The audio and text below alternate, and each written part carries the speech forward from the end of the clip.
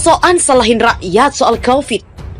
Kalau pemimpinnya yang gak becus, jangan salahin rakyat. Irma Nasdem mengatakan, pemerintah wajib pakai tangan besi jika masyarakat bandel pakai masker. Mantan politikus Nasdem, Irma Suryani Chaniago, meminta pemerintah tegas dalam melakukan pengawasan protokol kesehatan di masyarakat. Pasalnya, masih banyak masyarakat yang tak mengindahkan anjuran memakai masker saat keluar dari rumah. Jika perlu, kata Irma, pemerintah harus menggunakan tangan besi untuk menindak tegas masyarakat yang bandel menggunakan masker. Masyarakat kita memang masih banyak yang tidak peduli kesehatan diri dan kesehatan orang lain. Makanya untuk atasi pandemi ini, wajib gunakan tangan besi jika ingin berhasil. Begitulah katanya saat dihubungi. Politikus Nasdem nonaktif yang kini duduk di Komisaris Pelindo 1 ini menjelaskan, di antara langkah yang harus ditegaskan pemerintah adalah menerapkan denda bagi yang melanggar protokol kesehatan, terutama yang enggan memakai masker saat beraktivitas di luar.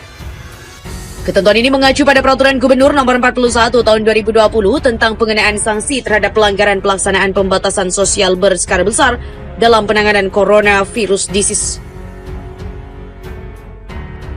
2019 atau COVID-19 di Jakarta. Menurutnya, langkah Gubernur Anies Rashid Baswedan sudah tepat dengan memberlakukan sanksi bagi warganya yang tak mematuhi peraturan memakai masker.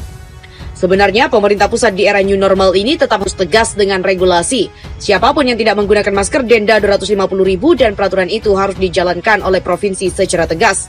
Untuk transparansi, setiap penerimaan denda harus diberikan kwitansi seperti tilang. Begitu kabupaten atau kota juga harus tegas menjaga dan memberlakukan wajib masker dengan denda 100.000. Bahwa dia sepakat dengan Gubernur Anies Baswedan, hati-hati karena penambahan per hari yang positif di atas 1.000 bahkan sampai 2.000. Lebih jauh, Irma mengatakan dana yang diambil dari hasil denda masyarakat itu nantinya ditujukan untuk pengadaan masker. Tujuannya agar pemerintah bisa memberikan masker gratis kepada masyarakat sehingga anggaran kesehatan akan berjalan secara mutual. Dana dari denda tersebutlah yang kemudian digunakan untuk membuat masker yang kemudian dibagikan secara gratis pada masyarakat. Dan hal ini berlaku bagi provinsi, kota, dan kabupaten dengan zona merah. Selain itu, Irma meminta pemerintah pusat untuk turun gunung memberikan alat pelindung diri atau APD lengkap kepada rumah sakit milik pemerintah. Jangan abaikan keselamatan para medis. Pada rumah sakit swasta, jika ada yang abai menyediakan APD lengkap, beri sanksi tegas. Dia yakin jika kerja ini dilakukan oleh pemerintah dan semua kementerian gotong royong menggunakan CSR untuk mensupport pengadaan APD. Dia yakin tidak ada yang tidak mungkin ketersediaan APD akan terpenuhi dan keselamatan para medis dapat dipertanggungjawabkan.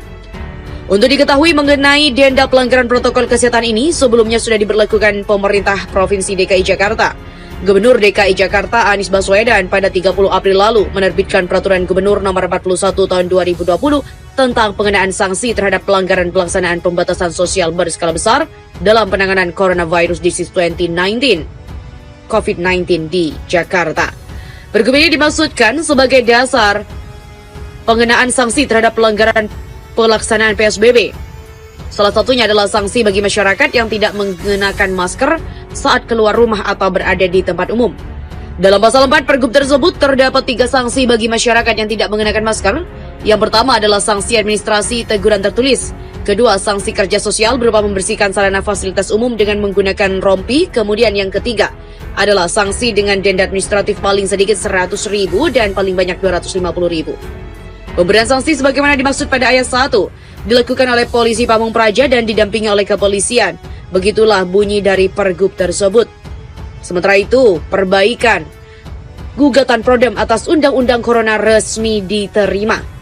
Tim advokasi jaringan aktivis pro-demokrasi atau Prodem telah menyampaikan 7 poin perbaikan permohonan pengujian Undang-Undang Nomor 2 Tahun 2020 tentang Corona di persidangan Mahkamah Konstitusi atau MK pada Senin siang.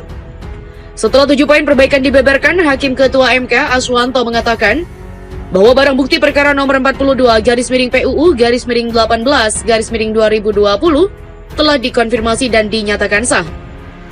Untuk perkara nomor 42, alat bukti yang dimasukkan B1, B8 sudah dikonfirmasi dan betul adanya dan disahkan. Begitulah kata Hakim Aswanto seraya mengetuk palu.